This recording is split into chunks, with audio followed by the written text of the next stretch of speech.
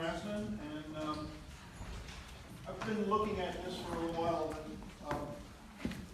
Look at computer keyboards, cell phones, touch screens, remote controls. All of them have lots of different buttons on them, and it really kind of gets confusing how to utilize all of these things. You really have to look at them and study them and figure out what all the buttons are. But what if they have all have one thing in common? They all had something in their core that simplified them, that made them all kind of the same. I know it's kind of full order. You've got a 104 key keyboard, you've got 30 keys on a touch screen, you've got 12 keys on a phone head. So how would you do something to make them simple, make them more connected? Well, here's my thought. What if we took all of these keys, well, at least the ones that are common, and we moved them onto our fingertips? Then we'd be working with something that, an interface that we're all familiar with, our fingers. Now, how is that possible?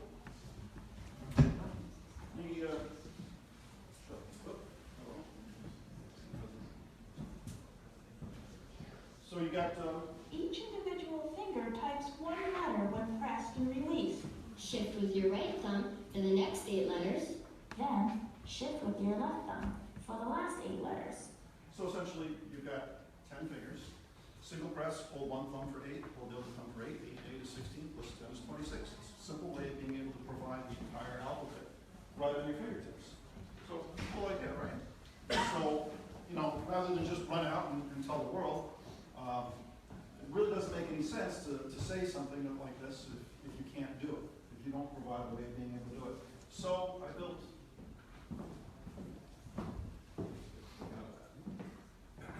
the Decatext. The Decatext is a full-function keyboard, Bluetooth. It's small, it's light, right here, and it's a little bit colorful. It's got lots of colors on it. But that was how I was able to map 96 different keystrokes right on the device, so you don't have to carry around an extra card or anything. You can see how everything is done. For people that are a little bit more style conscious, I also have the black and white version, so it doesn't look too fancy. Pairs with Bluetooth technology, works with iOS, Android, Linux, Mac, PC, Chromebook. Essentially, it's a safety aid, so you can walk around and type with one hand without having to look. And it's also a assistive technology for people that have specific challenges. I'm not going to tell you that it's going to make texting while you drive safer, because texting while you drive is still illegal. But I did show it to the head of IT for Florida Highway Patrol, a little bit different version. I actually showed it wrapped around a steering wheel. And the idea was, with your hands on the wheel, you've got 10 buttons. There's no buttons to look for, so rather than having a laptop that you pull out and type down here, you keep your hands on it as you drive on the road. He really liked it, and I'd love to be able to deliver it to him and give it to the police, but of course it's a matter of walk before you run. And so we're working on trying to develop, get the Decatext going. So we're going to do a Kickstarter. So we're about to start a Kickstarter campaign to try to do the next round of manufacturing, get some more out into the wild, and give people a little bit of an opportunity to buy a unique piece of technology at a bit of a discount. Selling them right now on Amazon for $125. I'm not going to be crass and pitch you on the prices or anything like that. Really, I'd rather have you just go to the Kickstarter and take a look. Now, the Kickstarter is not live yet, but I'll link it on my website, decatext.com. And if you go to Decatext now, you can put in your email address, and I'll let you know when it does go live. Now, the people that know me know that I've been talking about this for a long time. I've been working on it, and it's good for you to keep it going. But I really kind of feel compelled to do it because I really think it's important. I'd like to share an email that I got just recently. Somebody wrote, "The Decatext keyboard is a true blessing to me. I've been disabled since birth. I have cerebral palsy. I only have use of my right arm and hand. I'm in my 40s and I use a power wheelchair all the time. I type on a regular keyboard, but it's very difficult. I've tried just about every other one-hand corded keyboard. Most of them have key sequences that are very difficult to remember, and my fingers don't move that way. Most of them are not Bluetooth. This keyboard is easier to remember the sequences and I appreciate that the combinations are printed on the keyboard itself. I perform some of the key combinations differently, but I can do them all. Thank you. Best wishes with this product. So, Nice. obviously. I also took our USB version to CES and was told that it's important to help people with disabilities. It's a good tool. And I showed it to the director of the Lighthouse for the Visually Impaired and Blind, and she said, well, it could be life-changing for some people. So that's kind of my dilemma. I'm compelled to do this. I can't back out of it. So I really hope to get some support from the community so we can build these things and get the word out, and so I can get to the people that I can help and the people that want to help, and show the world that cool things can grow right here in Tampa Bay area.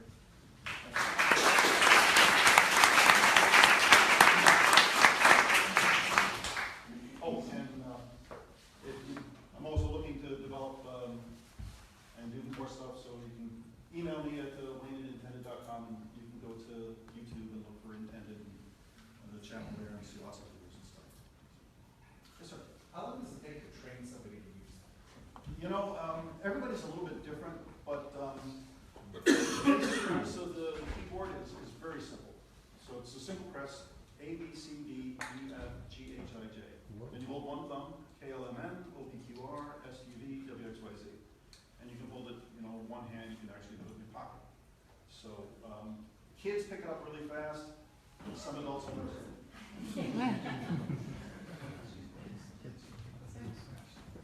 Left-handed or right-handed, doesn't matter. No, it works with either hand. So, if it's an amputee or somebody that's a stroke victim, they can either use either hand. And it's also great if you're just lying in bed and you want to text, so you don't have to put something up and poke. You just lie with your hand by your side and do it. So it seems like there are a ton of markets to go after with this. Yes. And you mentioned folks with disabilities, which seems like a good market. There's the texting while driving, the Florida Highway Patrol. How are you evaluating those markets and deciding, because, eventually one of those you're going to have to stick to build. Yeah, How do you evaluate? it's really difficult. I look at it as, who really needs it the most, and so that's why we're looking at the people that have needs versus the technology. It's a cool thing for anybody, but like you said, we have to have a beachhead somewhere to make a step. Yes. So how many in that initial target market that you're focusing on, or think you're going to focus on, how many people are potential customers? If you were just looking at the blind market, there's like 9 million.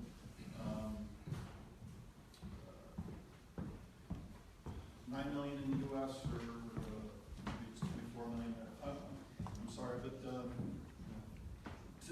I don't really have specifics on any one target. How many people have MS, how many people have other disabilities or stroke victims or something like that.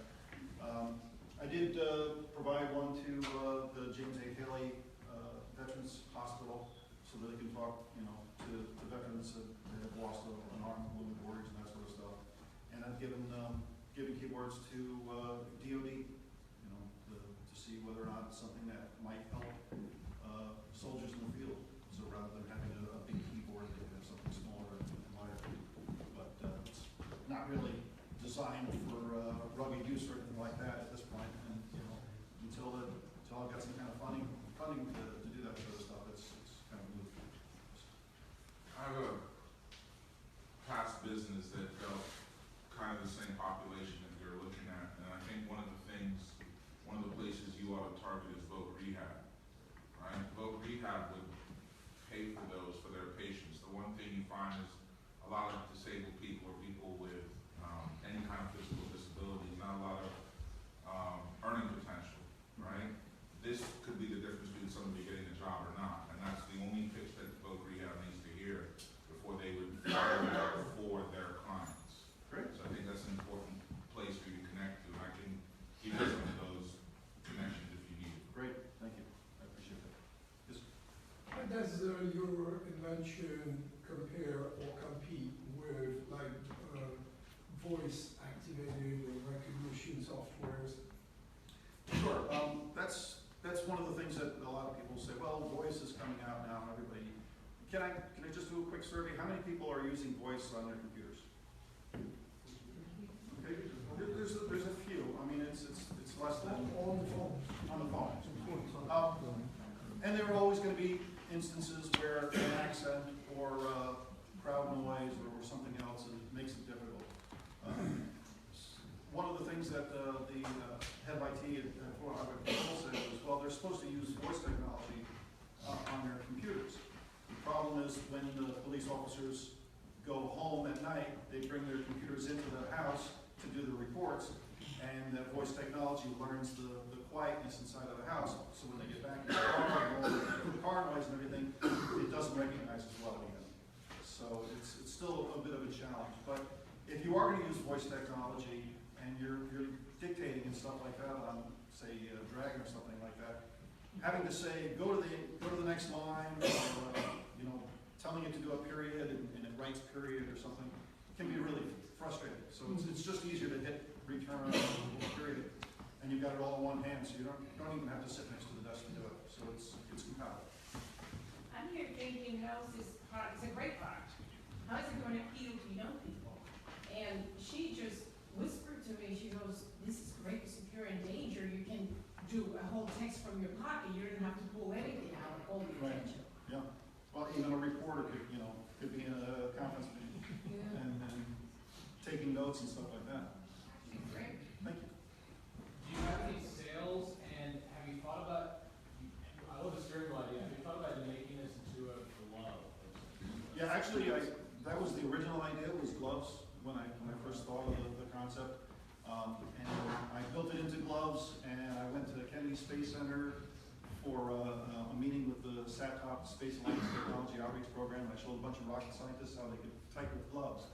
Not a real big market, and it winds up that nobody really wants to put on a pair of gloves to type. So, so we decided that we'd go with something smaller. Also built it onto a video game controller. We were talking about how to reach the kids. I had it wrapped around an Xbox 360 controller so that you could be playing the game and then texting and stuff like that. And people really liked it, but distributors wanted me to provide it for $30, the same price that Sony and Microsoft build keyboards for, and just couldn't do it. Thank you for your presentation. Thank you. You mentioned defense earlier, and a lot of technologies may start in the defense realm, whether it's an assisted exoskeleton or something like that, and make their way to be able to help the population people in need. I would, especially with this region being so ripe with that kind of R&D and skeleton connections in that space, I see this more as something where somebody might pay $100,000 for one of those, because having that second hand for you if you're in a submarine, if you're a Navy SEAL or whatever, it's that important. Yeah. Where they can't speak, they need another hand for whatever that may be. Getting this to mass market in the accessibility area, Stuart might be able to tell you more there.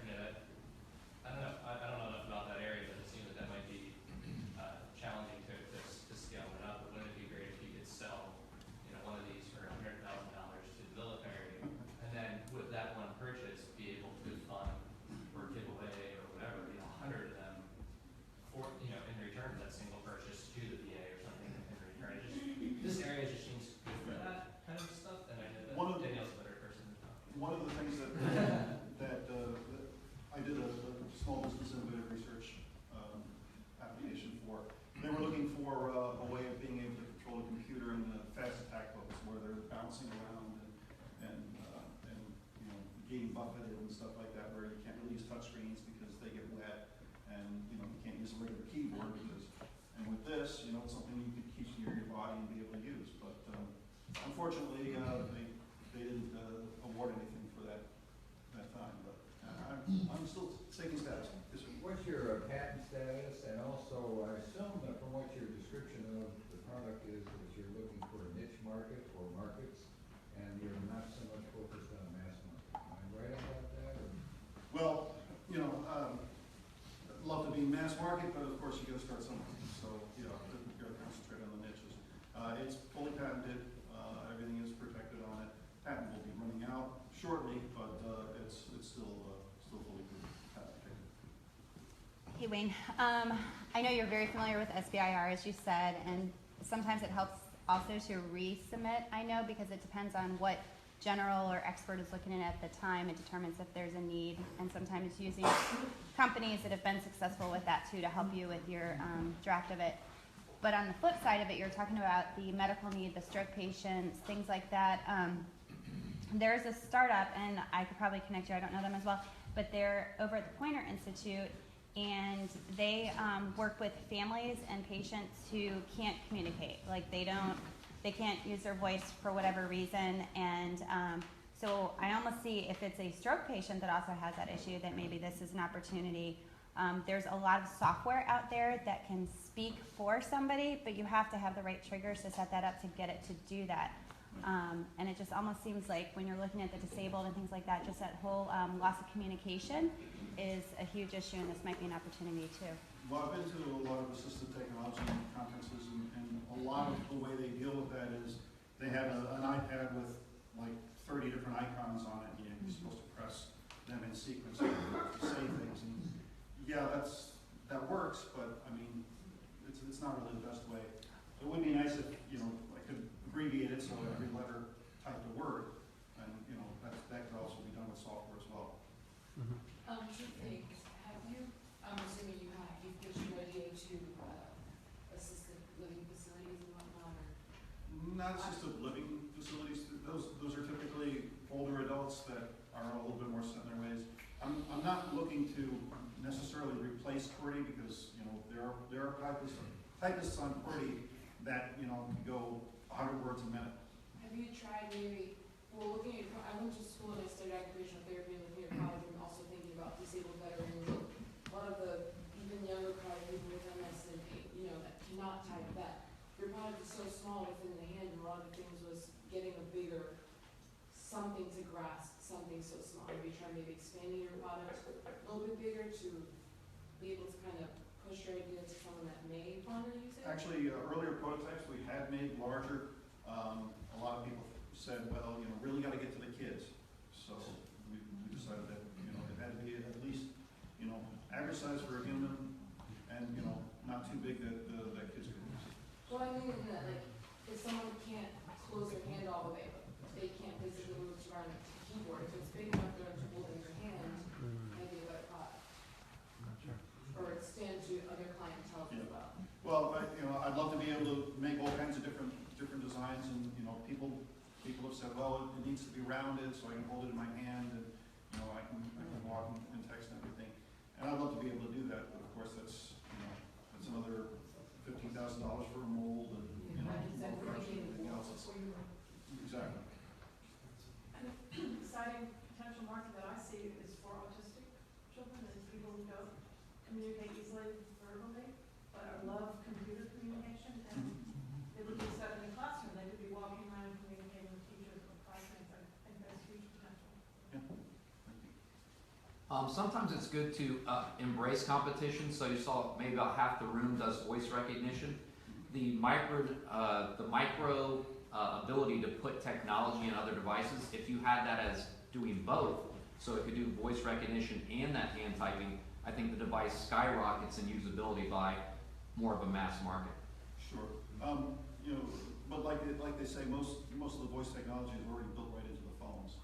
So to do voice technology and have a processor on here that transfers Bluetooth would have a lot more cost and expense to it. So I'm trying to understand, it seems to me like the market is in, you know, towards the disabled, you know, DOD maybe as a secondary market, but I'm trying to understand, so what is it, a couple of questions I have. Number one, what does it cost to make? Are you selling anything? And I think that question was asked. Yeah. And are you looking for investors? What are you trying to do with this device at this point? It sounds to me like the patent's running out, so you've had this for some duration. Well, like I say, I've built lots of different iterations of it. I've used the technology in a lot of different directions. And, you know, quite frankly, it took 3.5 years to even get the patent, so I didn't even know what was going to happen at the time. So, yes, I'm selling them on Amazon. The cost right now is way too much. I'm not not anywhere close to the margins that I should be at in order to be selling them for what I'm selling them for. But, you have to look at what the market bears. Now, there are other alternative one-handed keyboards that typically sell for anywhere from $199. There's one that's called the half QWERTY that sells for $595. So, I mean, there are other products out there, and, rather than trying to compete with just those, there are also lots of, Bluetooth keyboards that sell for $20. So, I'm trying to be able to appeal to, people that have a limited budget and, get something out there. And obviously, if we were able to get into the volume, I could knock the price down considerably. So, look, the volume is where you wanna go, right? And then if the competition's at $400 and you're selling for $150, you need to be, to me, you need to be up there to make the margins to be successful. Because as you make the margins, that gives you a little bit of that, Well, currently building them in the United States too. and that's probably not, Yeah. probably not. What about blanking out the keys and making it a programmable device? And people, that would open the door to very specific military and corporate use. Certainly, could do something where it's just a shell and you can add your own programming. I don't know that that's any bigger seller at this point.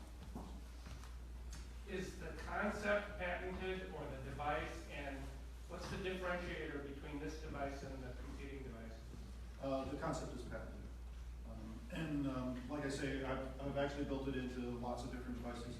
I had it as a skin that wrapped around an Xbox controller. I built it into gloves. I did lots of other iterations on the steering wheel. So it's the method that is actually patented. Yeah, quick question. So like dexterity to me could be a problem. Do you give that research to figure out how, what letters, like how you press it to hit a letter or a punctuation? Is there any research to figure out something, Q's use very little, but it might be an easy movement as opposed to a harder movement for A or something? I don't know. Yeah, there's a call for, and there are a lot of PhDs that have built stuff like this that go with frequency. They say, well, the things that are most frequent, they should be the single press. The things that are less used, they should be more. I looked at doing it that way, but ultimately, when you do something like that, you make the thing so much more complex and so much more difficult to understand and learn that it's self-defeating. And that's why none of the other ones have really succeeded. There are a couple that have been fairly successful. There's the Twiddler, and that is alphabetical as well. So, yeah, I went with the model that seemed to be successful. Yes, sir. What's the feedback on this? So if you're doing this, do you have to be looking at the phone to see what you're doing? Is there an audio feedback? So if I had it in my pocket, I could hear what I was doing before I sent it? Well, there is feedback in that when you go from regular mode to cap lock mode, it vibrates twice, so that you don't wind up shouting. You don't wind up in cap lock mode. Also, in number lock mode, it also vibrates. So you've got that kind of feedback, and the keys are a little clicky. So you can. But I mean, there's no audio. No. When I'm sending a message on my phone, I'm looking at what I'm doing to make sure that what I'm saying is what I meant to say. Yeah, it pops up on your phone, so you can actually watch your phone or your tablet or your PC, and confirm that you're getting it. And you have a send button on that? No, it's Bluetooth technology. It's just a Bluetooth keyboard, so it types just like any other Bluetooth keyboard. Yes. To his point, I think it's taken me 25 minutes now to kind of realize for myself that this is just a wireless keypad, and that you use it in conjunction with a screen, whether it was a phone screen or a computer screen. It might help in your presentation, to have a screen because to his point, I would want to be able to see what I'm typing or what I'm texting your presentation, all you show is the handheld device, you don't So, show. you know, ultimately, it wouldn't It's- necessarily be a screen. It could be Google Glass, it could be augmented reality, it could be virtual reality. And my only point to you would be, show your audience some examples of how it's used. A demonstration. So, what you just said opened up a whole new mind with the augmented reality, virtual reality stuff. That's a crap. I've spent over $1,000 on virtual reality crap. It's total garbage, but like I spent it, right? And so I'm struggling to get my head around the price point you have now. So that's the same as the military thing, right? Like to get into the mass market, you have to find people willing to drop stupid money on these little things, right? So that, right? Also, I think it really helped my presentation if you just showed us how to do with it. Like I don't really know how it works until I'm still actually kind of struggling to see how it works. Yeah. So that would be really helpful. Yeah, I've got lots of videos online that show typing with it and how to do actually 100 keys. Wayne, thank you for presenting today, and we would like for you to share what can the community do for you. Well, you know, ultimately, you know, I'm trying to finance building the next round, you know, getting it going. So if you would go to thedeckatext.com, sign up for the newsletter, or sign up to be emailed when the Kickstarter goes live. And if you could support the Kickstarter or share it with people that you think would be interested in it, that would be awesome. Thank you.